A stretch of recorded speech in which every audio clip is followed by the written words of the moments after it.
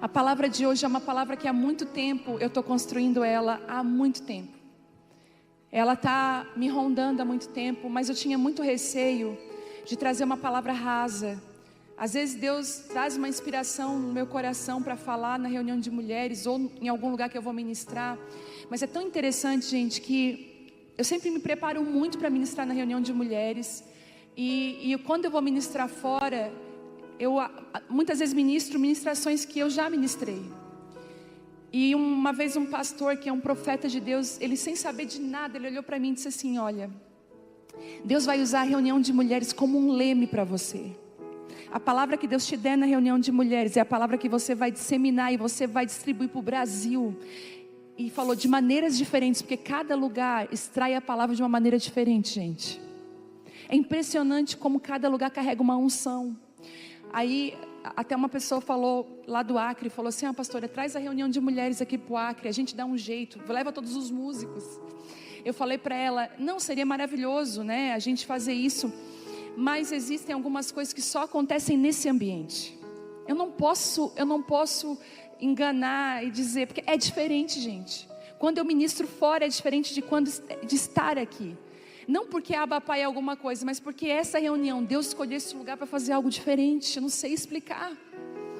E diante disso, eu comecei, eu já tinha essa palavra mais ou menos já, mas ela estava rasa. Eu não tive coragem de ministrar em nenhum lugar, porque eu fui obediente à voz de Deus. Essa palavra precisa ser primeiro ministrada na reunião de mulheres. E esses dias que eu fiquei mais em casa, né? Eu viajei para a Suíça semana passada, foi uma bênção lá, gente. A Europa, eu digo para vocês, a Europa está em chamas. Existem homens e mulheres que amam a Deus naquele lugar.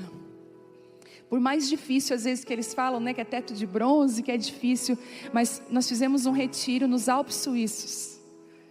Gente, vocês não têm noção da unção naquele lugar. A beleza era incrível, mas a unção dentro daquele retiro foi tremendo. Os testemunhos que eu ouvi. Olha um testemunho que eu escutei, quero contar para vocês bem rápido. Eu fui para lá, a gente não vai com expectativa de passeio. A nossa mente não vai para aproveitar, a gente vai para servir.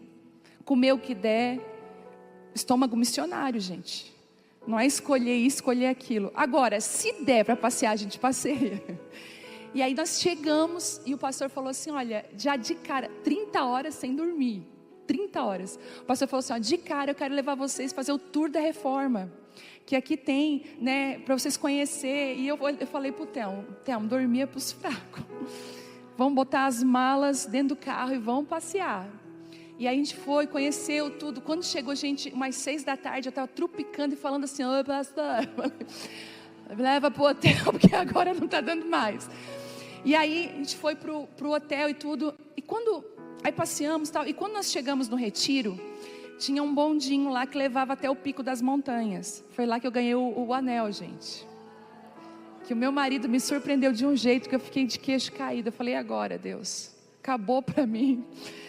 Eu fiz um áudio para a Vitória, uma chamada de vídeo lá. Eu falei: Vitória, tô ralada. Teu pai está acima, num nível muito alto.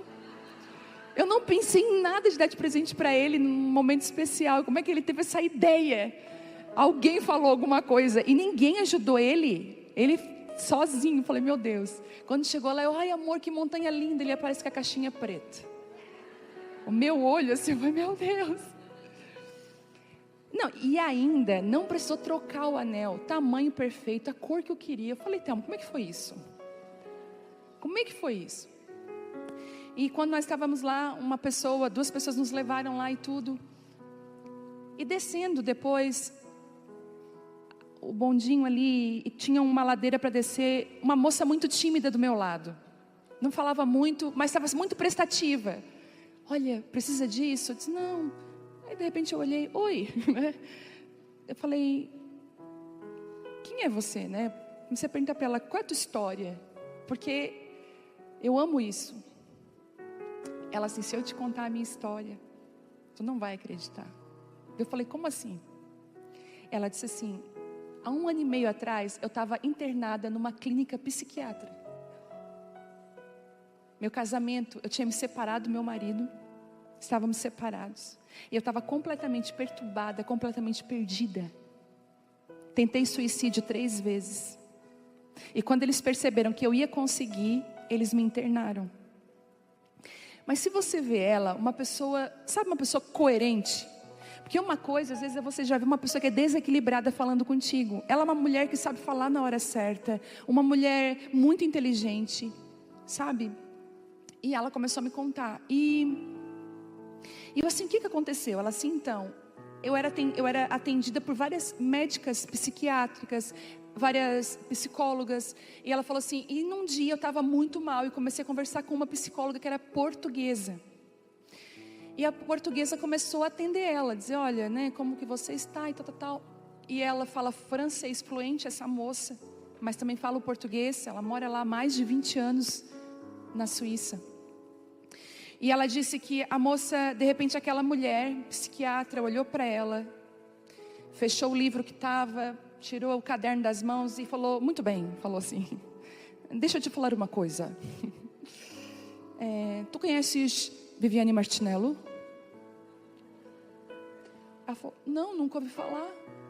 Pois bem, eu faço sonoplastia. Valorizem isso. Pois bem, vou te encaminhar um link no teu WhatsApp para você conseguir ouvir uma ministração dela.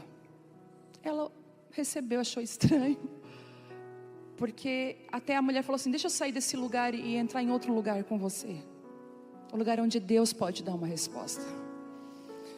Ela assistiu uma ministração, ela disse que foi uma overdose de ministrações. Ela começou a assistir 1, 2, 3, ela entrou no Casa de Isabel. Tem alunos aqui do Casa de Isabel? Ela entrou no Casa de Isabel, que é uma mentoria que eu tenho online. E ela disse, ela assim, não é você. Ela falou, não é você, mas é o que você carrega. Não é você, mas é o que você está carregando. Eu me senti igual aquele jumentinho carregando Jesus. Porque ela frisou muito isso, não é você.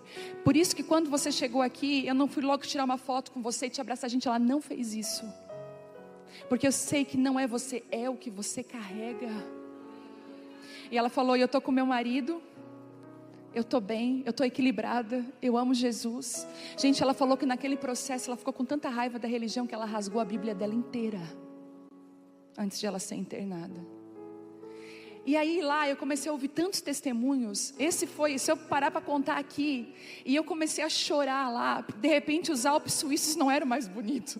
De repente o anel perdeu o brilho, o passeio. De repente eu comecei a dizer, Deus, isso é riqueza. Ouvi isso, Deus, isso é riqueza, é viver a tua vontade, é levantar altares em lugares que a gente nem imagina. A gente não tem mais noção do alcance daquilo que Deus está fazendo. E foi lá também que eu comecei a escrever essa palavra. Eu falei, então é a hora, quando eu chegar no Brasil, eu vou ministrar essa palavra. E a Vitória, né? Falar um pouco da Vitória aqui, na última quinta. Quem estava aqui, gente? Gente, o que é aquilo? Vocês não têm noção de mim no hotel, porque lá era 4 horas de diferença. Aqui era 7h30, lá era 8h30, 9h30, 10h30, 11h30 da noite. E um pouco eu me levantava, que eu olhava assim, ela era uma louca.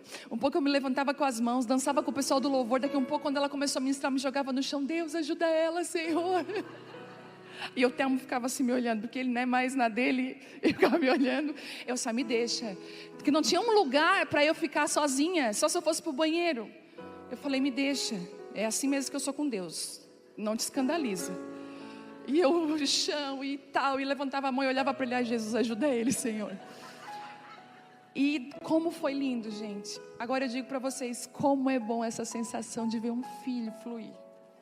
Gente, é indescritível ver ela falar e com aquela graça, aquela unção. E eu sei que não é porque ela é minha filha, é porque Deus chamou ela. Eu falei isso para ela. Não é porque você é minha filha, mas é porque Deus te chamou. E graças a Deus foi maravilhoso.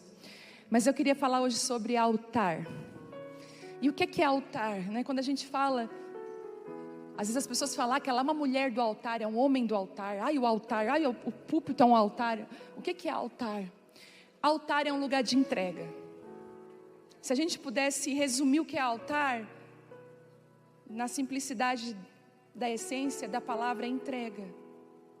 E se você for ler a Bíblia de capa a capa, você vai ver altares levantados por homens e mulheres de Deus. Ninguém fugiu de levantar um altar. É por isso que, se você viver uma vida cristã baseada só no que você ganha de Deus, é bem capaz que você seja como aquela multidão que seguia Jesus. Tinha milagres, comia pão e peixe, mas não tinham que intimidade. Não recebiam as palavras secretas, porque a Bíblia é clara em dizer que existiam algumas parábolas que Jesus só decifrava para os discípulos, para aqueles que estavam mais perto dele. E o altar é esse lugar de entrega. É aquele lugar que você diz assim: já não vivo mais eu, mas Cristo, Ele vive em mim. Já não é mais a minha vontade. Eu sempre tive muito receio de falar isso para Deus.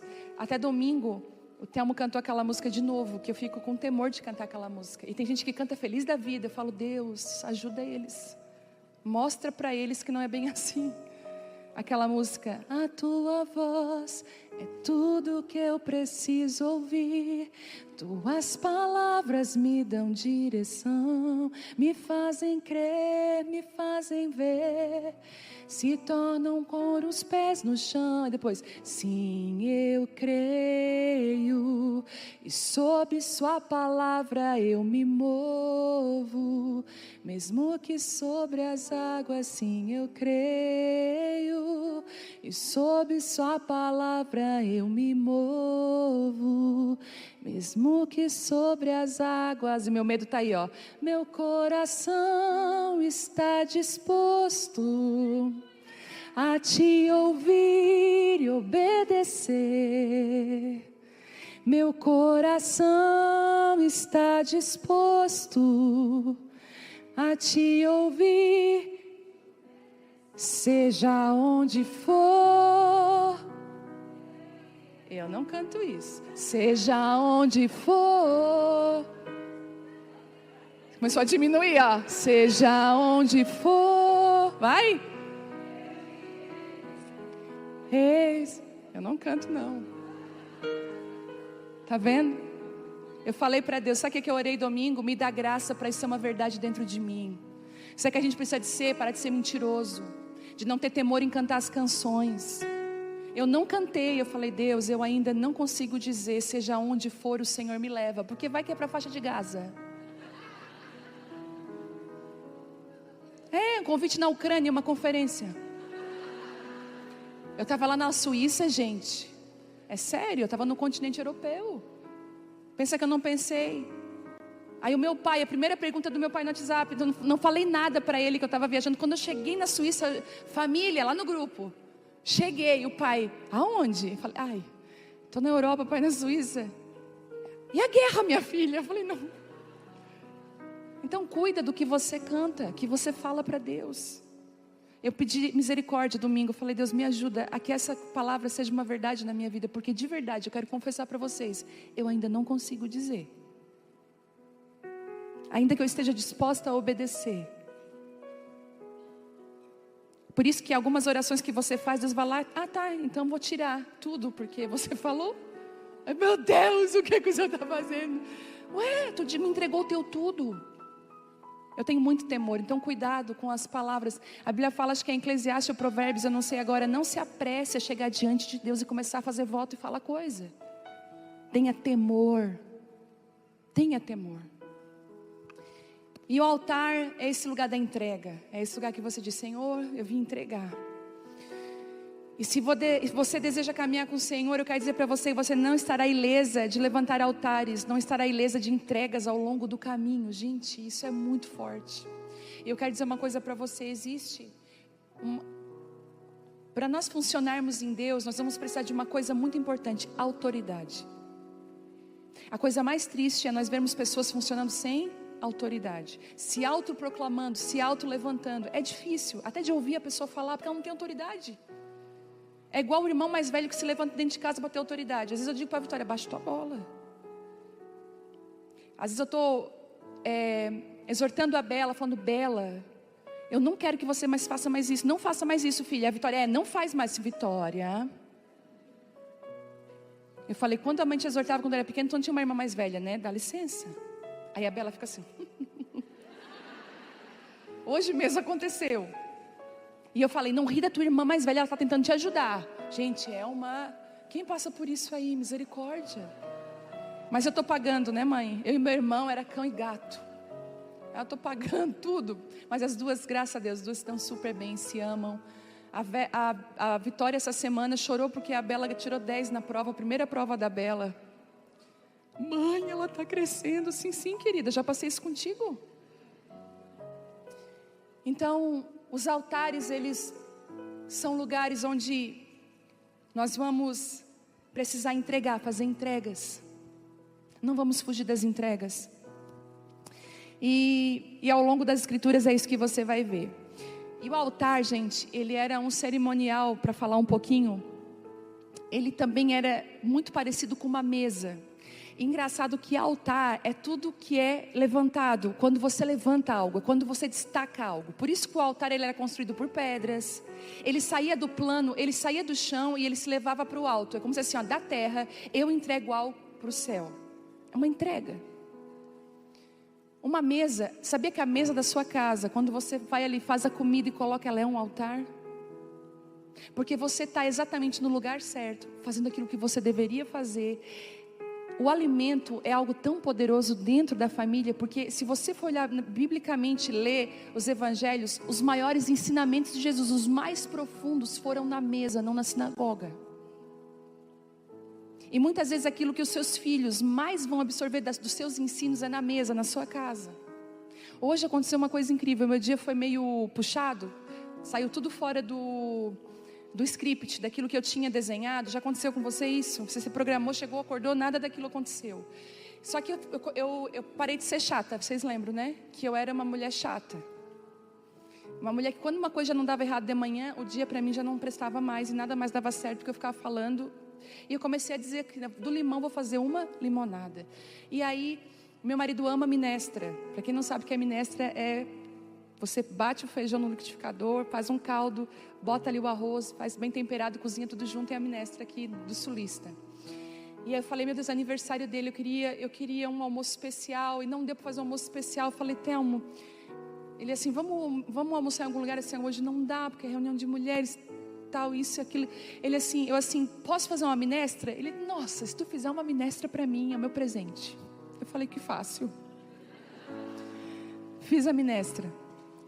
Comeu ele, comeu a Bela, comeu a Vitória. Nós estávamos ali ao redor da mesa. E foi maravilhoso, porque eu botei a minestra, botei o queijo, já botei o suco. E já sentamos, oramos. E aí eu vi assim, meu Deus, melhor do que um restaurante, estar em casa, em família, nem que for comendo uma comida simples. Parece que aquilo sobe ao céu, aquele altar, sabe, de estar em casa com a família. E a mesa também é esse lugar. E eu queria falar um pouco sobre alguns altares que foram levantados na palavra de Deus e que foram saltando para mim da Bíblia, e esses altares significam muito para nós e nos ensinam. Altares que foram levantados em lugares pontuais na vida de homens e mulheres de Deus. E eu queria destacar alguns para nos ensinar a nós levantarmos os altares nos lugares certos. Porque não basta levantar o altar, você vai ver aqui, precisa ter os lugares certos. O primeiro altar que eu quero levantar hoje aqui é o altar das prioridades ajustadas. Eu queria que você abrisse rapidamente comigo Gênesis 4.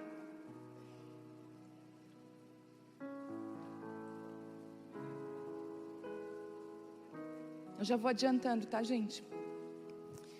Gênesis 4 e o versículo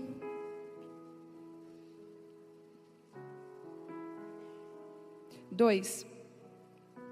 Tempos depois, deu à luz ao irmão de Caim e o chamou de Abel. Quando os meninos cresceram, Abel se tornou pastor de ovelhas e Caim cultivava o solo. Você vai ver uma coisa muito interessante entre os irmãos, chamados totalmente diferentes. Já viu isso? Um cultivava o solo e o outro era pastor de ovelhas. No tempo da colheita, Caim apresentou parte da sua produção como oferta do Senhor. Caim apresentou o quê? Parte daquilo que ele tinha colhido.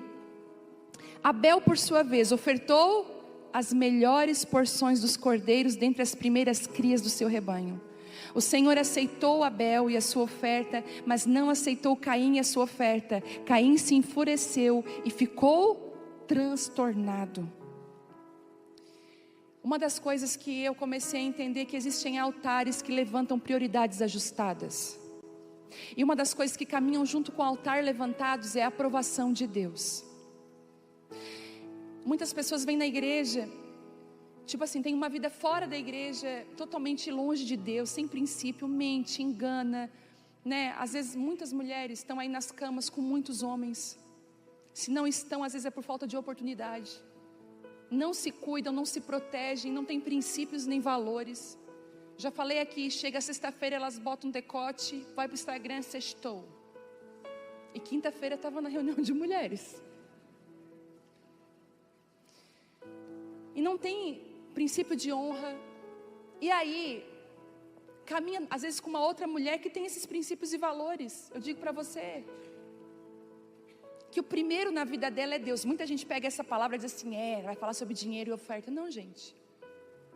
O primeiro vai muito além das tuas finanças.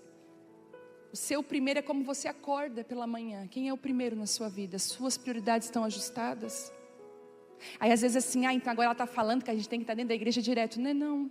Às vezes você trocar a fralda do seu filho, cuidar do seu casamento, cuidar do seu marido, você está colocando Deus em primeiro lugar. Porque andar com Deus não é só dentro da igreja, cumprindo o ministério. Não é. É você sendo uma boa esposa, uma boa mãe. É você tendo a opção de mentir, você decide, não, eu vou pagar o pato, mas eu não vou mentir. Você sabe que a mentira muitas vezes é te livrar de muitas coisas. Mas às vezes é melhor passar vergonha do que você perder esse princípio tão valoroso. Abel é essa pessoa que levanta um altar onde ele coloca as prioridades em ordem.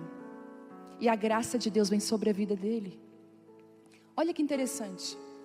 Quando Caim vê que a oferta de Abel ela é aceita e a dele não, a primeira coisa que ele faz é se comparar com o irmão e ter muito ódio e raiva do irmão dele. A inveja consumiu ele. Caim não pensou assim, poxa, onde foi que eu errei? Deus, onde foi que eu errei? Aonde foi que eu errei? Não, ele pensou logo, eu vou matar o meu irmão.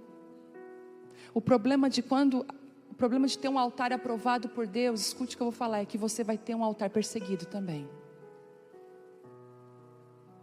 Ser aprovado por Deus significa muitas vezes ser perseguido por pessoas de altares reprovados. O altar reprovado vai sempre perseguir o altar aprovado. Abel foi morto por Caim, porque a oferta dele foi aceita, ele não fez nada de mal para Caim. Já viu aquela pessoa que te odeia de graça? Você não fez nada para ela. Ou eu estou falando mentira? Não existe isso. A pessoa que não vai com a nossa cara, eu vou dizer, tem uma palavra agora, como é que é? Ranço. Tem muito ranço, que a verdade é que por trás do ranço tem uma inveja. E às vezes a forma mais fácil de você vencer as suas frustrações é botando o holofote no outro, que o outro está errado, e você vai tentar se esconder. Mas quando Deus aprova a sua vida, é visível que você tem uma vida aprovada. Sabe por quê? A tua vida flui, gente. Não é que vai ser uma vida sem problemas. Até com problemas, ela vai fluir. Até os problemas, as pessoas vão dizer assim, meu Deus, aconteceu aquilo com ela. E até isso cooperou para o bem dela. Até isso cooperou. Porque você vai ver que Deus aprova. Deus está ali. Gente, a coisa mais linda que pode acontecer com uma pessoa, e é por isso que eu oro todos os dias. Eu digo assim, Deus, eu quero ser uma pessoa que anda contigo. Porque José, mesmo na prisão, mesmo na casa de Potifar, mesmo em todos os lugares, ele andava com Deus e Deus andava com ele. Ele fazia prosperar tudo na vida de José. Você vai ver Davi, Deus era com Davi. Era nítido que Deus aprovava Davi. Eu te faço uma pergunta hoje, no altar das prioridades ajustadas, esse teu altar está sendo aprovado por Deus? Será que o meu altar está sendo aprovado por Deus? Será que existe um altar levantado das prioridades ajustadas? Não, Vivi. Eu tenho tido meu tempo com Deus, eu tenho conseguido. Gente, não é fácil ter tempo com Deus, tá? Às vezes a gente vai ter que matar nossa carne e ter nosso tempo com Deus. Não é fácil. Se você esperar sobrar tempo, não vai sobrar, já vou dizer.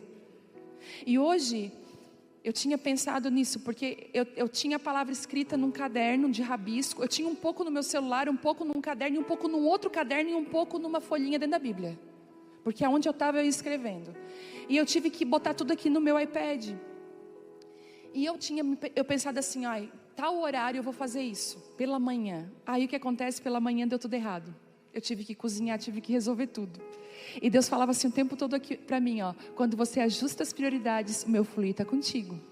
Agora é para te sentar lá para fazer a palavra e deixar tua família com fome? Não. Agora é para te ir para a cozinha. Aí já tinha uma louça, já comecei a lavar a louça. E organize, joga lixo. Como é que a gente é, né?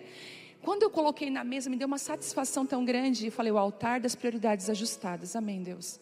Aí eu pensei, então à tarde vai dar certo. À tarde não deu certo. E quando ainda cheguei, meu marido me fez um pedido, amor, faz isso por favor para mim. A minha vontade de dizer não era grande. De dizer assim, ó, tu não está vendo. Tu não enxergou o meu dia. Tu esqueceu que hoje eu ministro. E o Telmo assim, ó, para ministrar, ele vive a vida. Eu não, para ministrar, eu tenho que me trancar num quarto e ficar com Deus. Aí ele assim para mim, amor. Aí eu assim, claro. Olhei pro anel, lógico. Tô ralada mesmo. Como dizer não? E o pior, eu não falei isso, né? Quando terminou lá, ele falou assim para mim, obrigado, anel. Eu falei, como assim? Aí eu falei, Deus me ajuda, Senhor. Daí eu fui e sentei, 5 da tarde. Falei, Deus, gente, quando eu sentei às 5 da tarde, o download do céu veio. Meu dedo era pouco para escrever. E Deus começou a dar. O altar das prioridades ajustadas tem o favor de Deus. O que adiantava? Eu podia ter tirado da minha família sem comer, né? Não ter atendido meu marido, não ter dado atenção para ele no dia que é especial, para ele dia do aniversário. Eu ia fazer o quê? Eu não ia fluir, porque eu estava com o altar desajustado, desaprovado por Deus. Eu sei que tem muita mulher com guerra, porque é o horário, é isso, meu filho. Gente, até nas tarefas da escola, Deus está lá. E eu sei que tu te irrita. Deus está vendo, gente. Quem aí o filho demora para copiar, gente? Você fala uma coisa e fica horas. Eu falo, Bela, e ela apaga. Não, a letra tem que ser do mesmo tamanho. Eu falo, Bela, tá bom assim, Isabela, essa letra. Aí, Deus está ali. Escute o que eu falo para você, Deus está ali. Deus está no nosso cotidiano. Deus está no altar das prioridades ajustadas. Presta atenção se você tem dado para Deus o primeiro. Se as prioridades da sua vida estão ajustadas. Porque se você esperar sobrar tempo, não vai ter o tempo. Você vai ter que tirar o tempo. E esse altar, ele me ensinou muito. É o altar da devoção, da honra, da entrega. Gente, esse altar é aprovado por Deus. Bom, o segundo altar é o altar que confronta a mentira. Que esse altar a gente precisa levantar na nossa vida. Que confronta a mentira. E esse altar está lá. Agora deixa eu lembrar, gente. Eu não botei aqui. Eu fiquei tão feliz com o que Deus estava falando. Mas é o altar de Elias. Não preciso nem colocar. Vocês lembram quando Elias vai para o monte e ele chama os adoradores de Baal e ele faz ele fala assim, nós vamos fazer o seguinte, nós vamos 2 altares aqui. Eu vou levantar o altar ao Deus verdadeiro e vocês vão levantar ao Deus Baal. E nós vamos ver o altar que vai ser aprovado. E ele faz. E aí ele dá a chance ainda para os adoradores de Baal clamar o seu Deus primeiro. Por favor. Vocês podem começar. E a Bíblia conta que esses adoradores de Baal começaram a se cortar, dizendo, vem Baal, e nada. E Elias começou a tirar sarro. Elias começou a dizer assim, quem sabe ele esteja dormindo, grita mais alto. E aí que eles gritavam mais alto. A Bíblia conta que Baal não respondeu. E aí ele diz, então agora chegou a minha vez. Ele pede assim, encha esse altar de água. Encharca ele de água. Gente, o altar aprovado é o altar que ganha, que recebe fogo. Como é que Elias manda jogar água no altar que ele queria que derramasse fogo? Elias aumenta a dificuldade, porque quanto maior a dificuldade, mais Deus vai ser honrado. É por isso que quando a nossa vida Deus está prestes a mandar o fogo, Ele manda umas dificuldades para ficar um pouquinho mais. Vocês estão, misericórdia, Jesus. E aí, Elias começou a jogar água, e joga água, e joga água, e joga água. O pessoal falou, é louco, porque nós estamos esperando fogo. E aí de repente ele faz uma oração: Deus, para que todos saibam que Tu és o Deus verdadeiro. E a Bíblia diz que fogo desceu do céu, consumiu toda aquela água e todo o holocausto que ele tinha colocado lá. E todos aqueles dias, todos viram quem era o Deus verdadeiro. Ele levantou um altar que confronta o quê? A mentira. E muitas vezes a nossa vida é um altar que confronta a mentira. Eu lembro de uma vez, a Lani, no trabalho dela, o chefe disse assim para ela, estava de secretária e tal, ele falou assim para ela, diz que eu não estou, sabe aquela coisa? Ela respirou, paga minhas contas, tem aluguel, tem, mas ela fez assim, passou o telefone e falou assim, eu não vou mentir não, tu está na minha frente? E ele falou, eu estou te mandando. Ela falou, pois eu não vou mentir. Mas eu estou te mandando, eu não vou mentir. E aí ela pensou, agora eu vou para a rua. De certeza eu vou para a rua. E a verdade foi que aquele homem depois colocou ela num cargo de confiança, porque falou assim, eu nunca vi esse nível de verdade. Quando você levanta um altar da verdade, o altar da mentira, ele é desmascarado. É por isso que muitas vezes você não precisa ficar apontando um prédio torto. Que a gente sempre fala aqui, né? Ai, tá errado, hein? Tu tá errado, estás errado. Muitas vezes a gente erra falando isso para as pessoas, estás errado, hein? Sabe o que a gente faz? Constrói um prédio reto ao lado. Todo mundo vai ver, aquele prédio está torto. É nítido.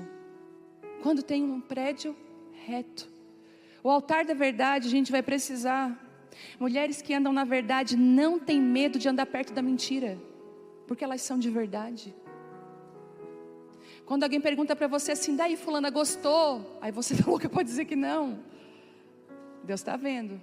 Ai, sabe o que não era muito a minha cara? Fala a verdade.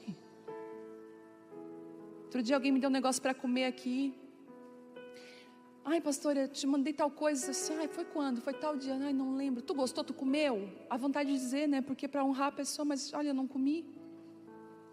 Obrigada, mas eu não comi. Às vezes a gente tem que levantar o altar da verdade. Às vezes não, a gente tem que levantar o altar da verdade. A gente tem que ser de verdade. Você vai encontrar e vai ter momentos que você vai ter que levantar esse altar e dizer assim, não, eu vou levantar porque Deus vai ser honrado através da minha vida. E o altar da verdade, ele é construído com dificuldades. É fácil mentir, não é? Gente, é muito fácil mentir. 3 palitos você está fora de uma confusão pela mentira. Só que a mentira, ela não consegue se sustentar, ela vai vir para fora. E falar a verdade é mais difícil. É por isso que pagar imposto é mais difícil do que sonegar. O caminho da verdade, ele é sempre mais difícil. Fazer o certo é mais difícil. Envolve processo, envolve esperar. É igual quando a gente vai comprar o frango que a gente compra no mercado hoje. Os frangos que nós compramos não respeitaram o processo de crescimento. Eles estão agora 35 dias para o abate, cheio de hormônios. E nós estamos vendo uma geração com câncer, com inúmeras doenças que vêm desses hormônios. Antigamente, você lembra como é que era o frango lá na casa da sua avó? Você dava um bicudo nele, ele rodava, nem mancando ficava. Agora, se você fala um pouco mais forte com um pinto desse de grande, ele morre assustado. É verdade. Você vai, ele morreu. E se você olhar, a granja é tudo a cabecinha amarelinha assim, ó, pequenininha, e aquele corpo que não se sustenta. Porque não respeitou o crescimento, não respeitou o processo. Por que hoje, você vai ver no mercado também a linha orgânica, não é porque está na moda, gente. A linha orgânica é uma linha mais cara, por quê?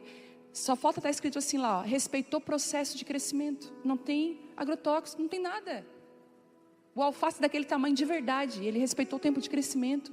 E por que esses alimentos são saudáveis? Porque eles são naturais. Quando você começa a andar na verdade, você é orgânica. Você não consegue colocar mais nada de mentira, você vive uma verdade. E Deus está falando isso com nós hoje. Seja uma mulher da verdade. Fala a verdade, viva a verdade. Deus está chamando para esse altar. E sabe, o altar verdadeiro, ele tem o poder de confrontar as motivações mais escondidas dos nossos corações. Vamos dizer que o Monte Horebe, esse monte onde Elias subiu para confrontar os adoradores de Baal, seja o nosso coração. Parte do nosso coração ama a Deus e deseja adorar a Deus, mas parte do nosso coração adora Baal. Parte do nosso coração quer as coisas deste mundo. Parte do nosso coração não anda com Deus. E essa verdade vem para confrontar e desmontar esses altares que são reprovados pelo Senhor na nossa vida. E esse altar da verdade é um altar que precisa estar dentro de nós. O terceiro altar é o altar de estabelecimento de Deus. Todas nós vamos passar por um tempo de estabelecimento do Senhor. Eu sei que a gente tem luta, a gente tem aquele período do crescimento, período que a gente não entende nada, fica informe, mas tem um período que Deus vai te estabelecer, que você vai perceber, uau, tudo aquilo que Deus falou a meu respeito está acontecendo. Eu estou vivendo isso. Às vezes eu paro, hoje mesmo, vindo para cá, eu comecei a pensar alguns anos atrás, eu vindo para essa reunião, já na hora que eu vim, eu peguei uma fila já ali, eu falei, Deus, o que o Senhor está fazendo? E eu comecei a me lembrar de mim alguns anos atrás, eu jamais imaginei que estaria vivendo o que eu estou vivendo hoje. Não estava nos meus pensamentos, nem quando Deus liberava palavras proféticas, eu não conseguia associar isso que nós estamos vivendo. Eu imaginava uma outra coisa. E eu comecei a ser tão grata ao que Deus estava fazendo. Eu comecei a perceber que quantas palavras já estavam estabelecidas pelo Senhor, e muitas ainda estão para se estabelecer. Mas o tempo de estabelecimento, ele vai chegar. Até um dia eu ministrei sobre isso. E esse altar é o altar para os maduros. Esse altar estabelecido quer dizer assim, você já passou o tempo do processo, você já entendeu o altar da verdade, você é orgânica, você é de verdade, você respeitou o processo, já foi moído, espremido, já foi apertado, já sabe. É o altar de quem já viveu a falência e o sucesso. E nem o sucesso, nem a falência destruiu você, e nem o sucesso te destruiu, porque os dois podem destruir, tanto a falência quanto o sucesso. Você começou a aprender, igual Paulo, tendo pouco ou tendo muito, o que eu preciso ter é Deus. Você não está mais atrás de sucesso, e você também não está mais com medo da falência, porque é Deus que promove todas as coisas. Esse é o altar, é de gente madura, gente que entendeu, que você já entende que nada mais brilha do que Jesus. Você não quer brilhar, você não quer que o seu ministério dê certo, você não quer que a sua vida dê certo, você quer viver com Deus, você quer viver com Jesus. E nesse altar você não foge das coisas que te custam algo. E eu queria que você abrisse 2 Samuel 24, 18. 2 Samuel 24, 18. Davi fez uma coisa muito errada, vou te dar um contexto aqui.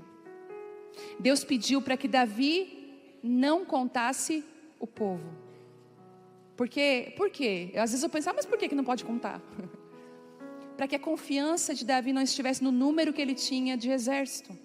Quando ele fosse para a batalha, que a confiança dele não estivesse nos números, mas estivesse no Senhor.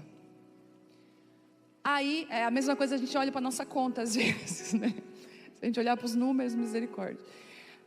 Aí Davi faz uma coisa que não era para ser feita. Até Joabe tenta dizer assim, Davi, não faça isso, tal, não precisa. Não, eu quero saber quantos nós temos aqui em Israel. E ele conta, e quando ele conta, Deus fica muito irado com Davi. E uma praga comete o povo. Lá no 24.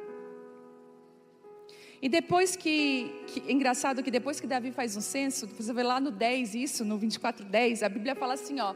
E a consciência de Davi começou a incomodá-lo. Você já fez uma coisa dessa, que a tua consciência começou a te incomodar? Te perturbar? Você estava na mesa, falou mal de alguém, falou assim meio de leve, você entrou dentro do carro, aquilo começou a martelar. Tu errou, não devia ter falado. Por que que eu falei? Foi isso que aconteceu com Davi. Só que é interessante que um profeta, e é tão bom andar com gente de Deus, porque quando tu anda com gente de Deus, eles te dão direção. Eu quero andar com os profetas de Deus, tá, gente? Em nome de Jesus. Eu quero andar com um profeta que ouve a Deus, com homem e mulher que anda com Deus.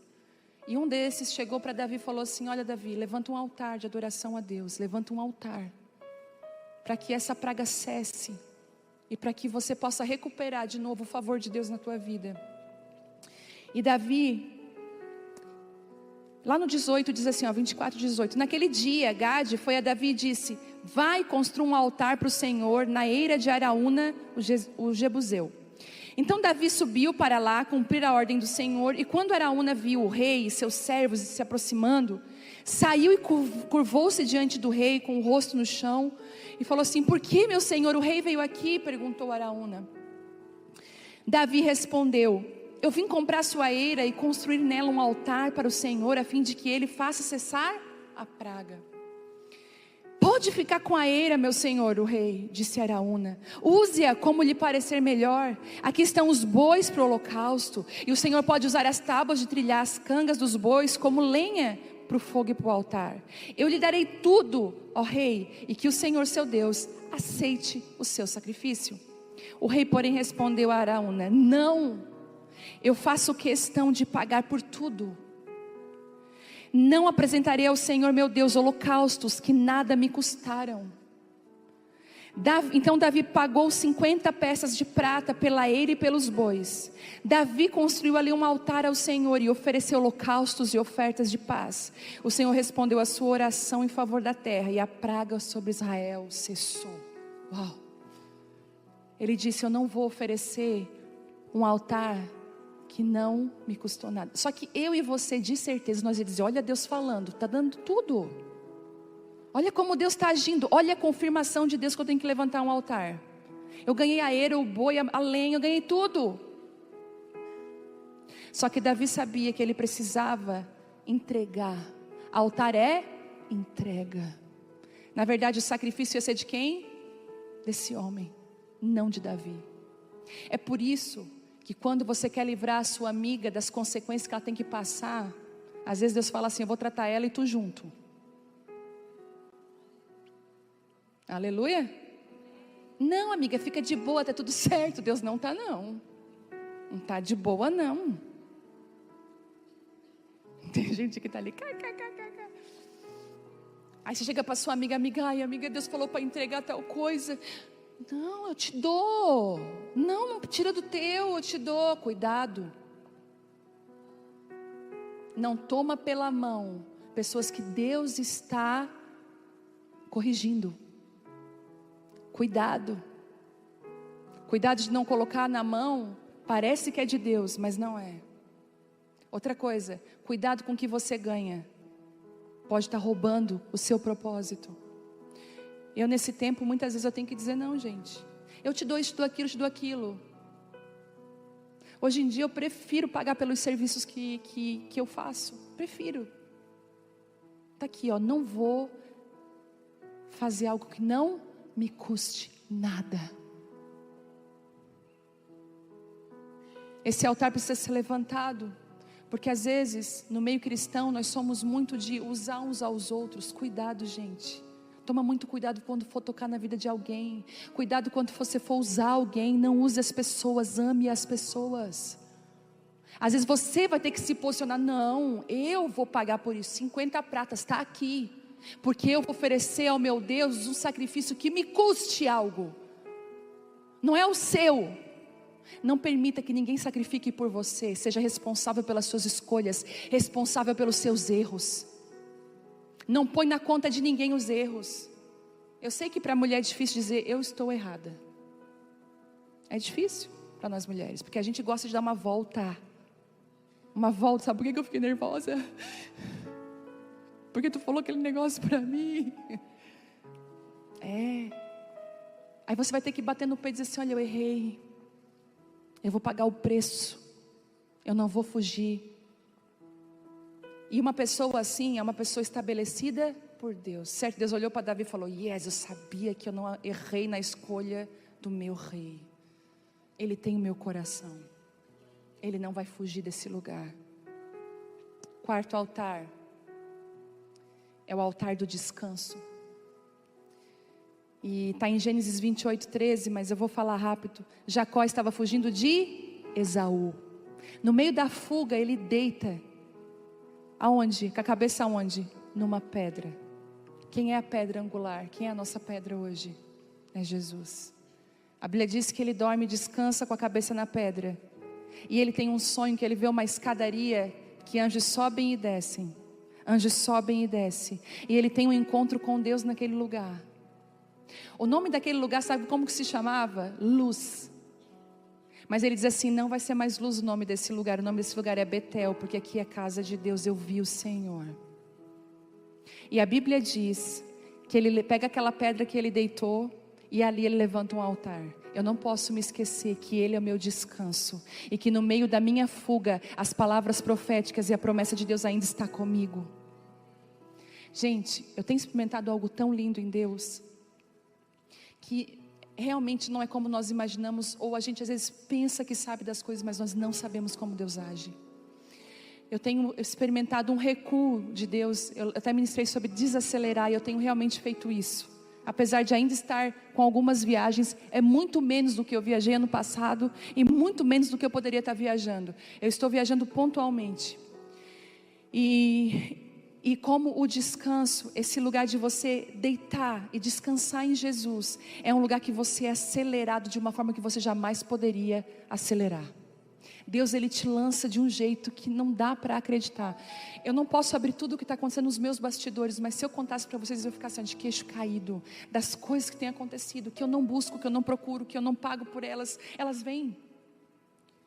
E tudo isso é porque existe uma cabeça debruçada num lugar chamado pedra de descanso. E a Bíblia diz que quando Jacó, ele debruça e ele dorme, ele tem um sonho, e Deus começa a falar para ele: filho, eu tenho promessas para você. Ele começa a descansar o coração de Jacó. Jacó, você vai fugir, você vai para a casa de Labão, mas eu tenho promessas sobre a sua vida. Eu vou fazer através de você uma grande nação. Jacó foi o pai das 12 tribos, dos 12 que foram as 12 tribos de Israel. Levante um altar de descanso na sua vida. Não negligencie o descanso. Não negligencie os lugares que Deus fala assim: ó, para, eu não quero que você continue. Não negligencie. Porque esse altar levantado vai atrair promessas de Deus para a sua vida. E vai ser, eu digo para você, um rompimento que você jamais imaginou. Porque não é pelo seu muito caminhar, é pelo tanto que você descansa em Deus. Tem aquela música, né, do Diante do Trono: inútil vos será bem cedo levantar, penosamente trabalhar, ao seu amados dá, enquanto dormem. Ninguém sabe.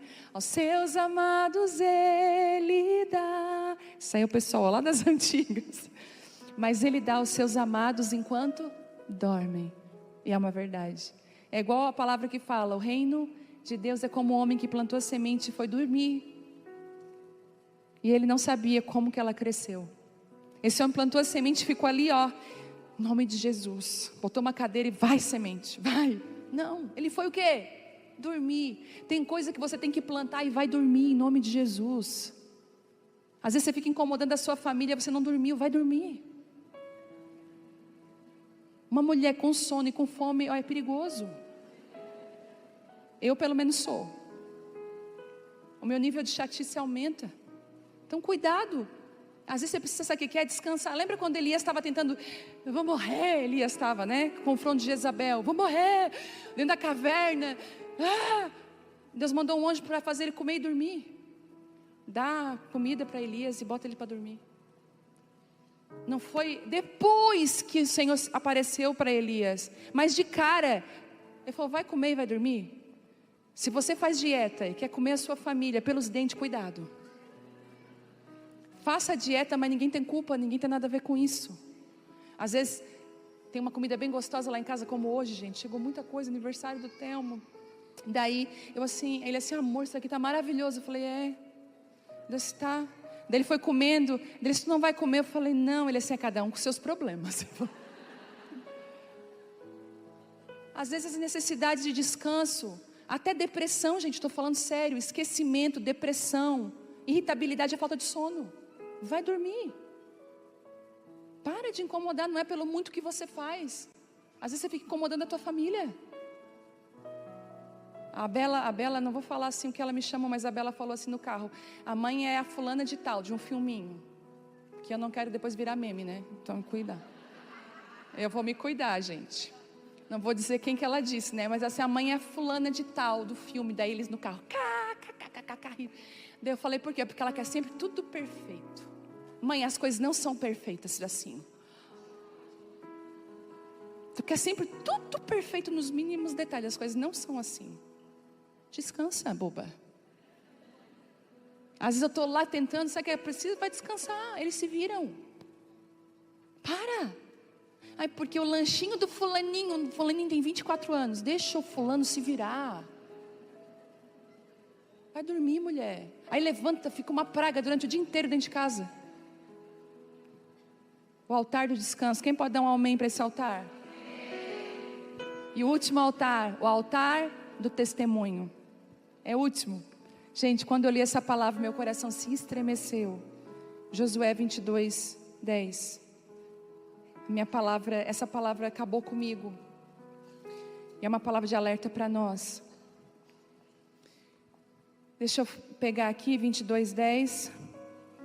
Nós vamos terminar, estou falando a verdade. Deixa eu só ver quem são.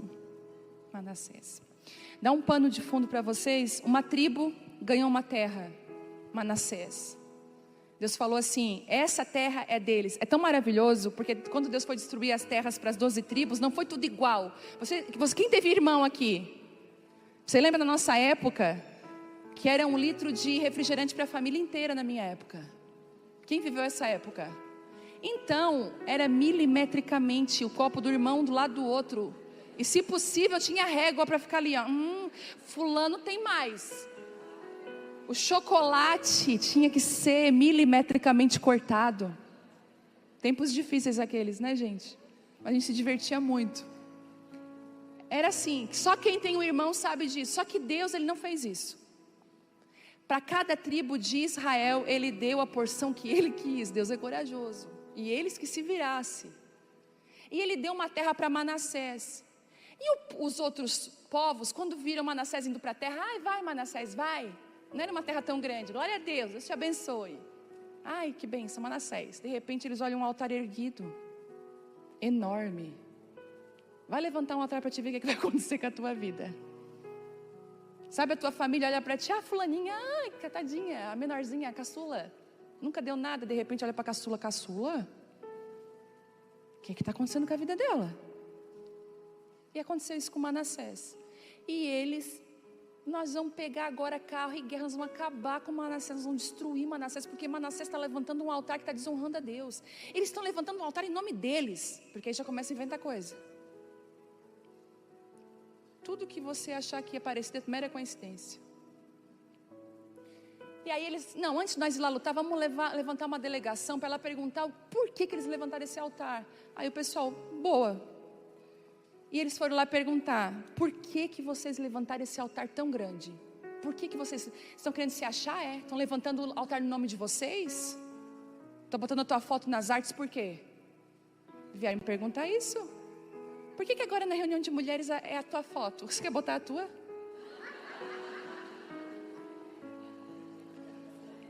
Toma que é bem de graça essa aí, né? Eu não gosto de fazer isso, mas foi mais forte que eu. Aí, deixa eu achar aqui. Aí enviaram a delegação e tal, e perguntaram o porquê que vocês fizeram isso. E aí eles responderam. Eles botaram aqui, ó, lá no 20. Peraí. Não. Eles falam lá no 16, toda a comunidade do Senhor quer saber por que vocês foram tão infiéis ao Deus de Israel, como puderam se afastar tanto de Deus, vocês construíram para si um altar, rebelando-se contra Deus, como vocês tiveram coragem, Manassés, de levantar um altar em seu nome, Vocês prestem bem atenção nessa palavra. E aí Manassés responde lá no 21, lá no 22. O Senhor, o poderoso é Deus. O Senhor, o poderoso é Deus. Eles falaram 2 vezes. Ele sabe a verdade. Quem é que sabe a verdade? Deus. E que Israel saiba também, porque Manassés não brincou em serviço. Deus sabe a verdade, agora que vocês a conheçam também. Ele disse: não construímos o altar por rebeldia, nem por infidelidade ao Senhor. Se o fizemos, não poupem a nossa vida hoje. Se construímos o altar para nos afastarmos do Senhor, ou para apresentarmos holocaustos e ofertas de cereal e ofertas de paz, que o próprio Senhor nos castigue. A verdade é que construímos esse altar por medo de que no futuro os seus descendentes digam aos nossos que o direito de vocês tem de adorar a Deus de Israel. Que direito que vocês têm? Que terra é essa que vocês têm? E botou assim: e o Senhor pôs o rio Jordão como barreira entre o nosso povo. E por isso, lá no 26, por isso resolvemos construir o altar, não oferecer holocaustos ou sacrifícios, mas como testemunho. Nós levantamos um altar como? Ok. Um dos altares de testemunho mais fortes que a Bíblia fala é o altar de Lázaro, que depois de 4 dias morto, o que aconteceu? Ele ressuscitou. E a Bíblia diz que aqueles que queriam matar Jesus falaram assim: vamos matar Lázaro também, porque está indo muita gente para Jesus por causa dele. Você não tem noção do que um altar do testemunho é capaz de fazer. Eu tenho um altar de testemunho erguido na minha vida, que é o casamento restaurado. O lugar que foi mais dor na minha vida, de mais tristeza, de mais angústia, de mais vergonha, hoje é o altar erguido na nossa casa, na nossa família, que eu não me envergonho. É o altar para futuras gerações, para todos verem que nós temos um testemunho de restauração. As pessoas vão dizer: está se levantando. Esse altar é em teu nome, só fala do teu testemunho.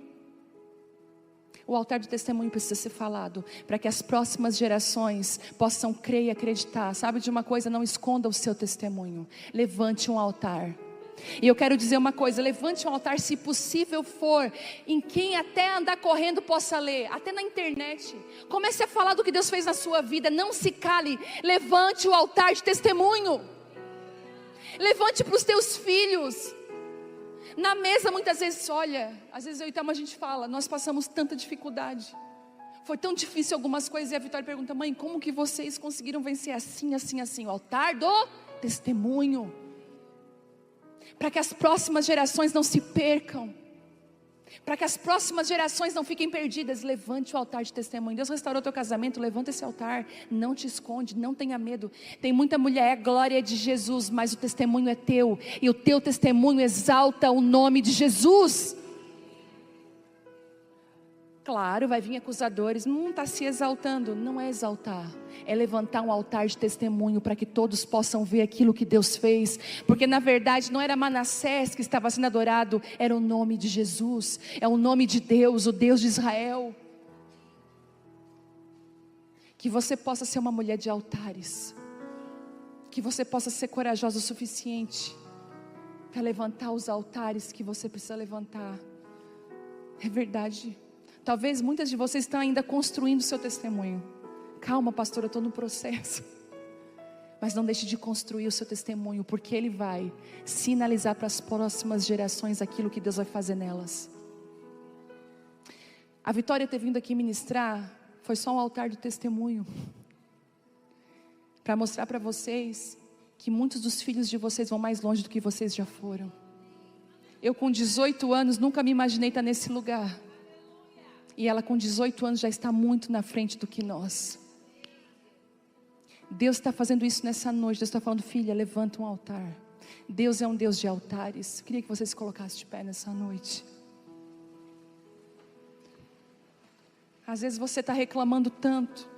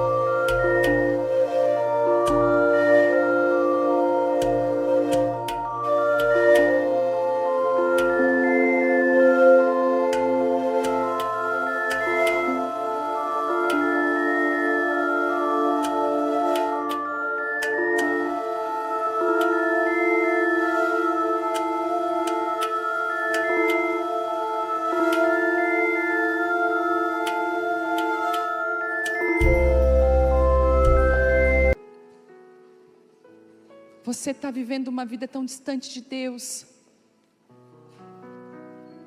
Você não tem altares. E sabe de uma coisa que o altar é? O altar é um memorial. As futuras gerações vão ver. Vão perguntar: ô mãe, o que é isso? Ô mãe, aconteceu isso? Eu vou dizer para você: não se envergonhe. Levante um altar do testemunho bem alto. Às vezes quando você vai tocar na vida de alguém, o altar do testemunho te ajuda. Porque você vai dizer: eu sei, eu já passei por isso. Eu sei exatamente o que você está sentindo. Lembra da moça que eu falei, lá da Suíça, que ela estava internada? Hoje, a coisa que ela mais faz é ir na clínica que um dia ela estava e ajudar pessoas. É conversar com pessoas em depressão. E ela tem uma autoridade no falar. Ela disse assim: Vivi, eu falo palavras que não são minhas, vem direto de Deus, porque o altar do testemunho dela está muito alto. O altar do testemunho vai levantar pessoas que não vão entender, vai. Mas você precisa entender que Deus é poderoso e Ele sabe de todas as coisas.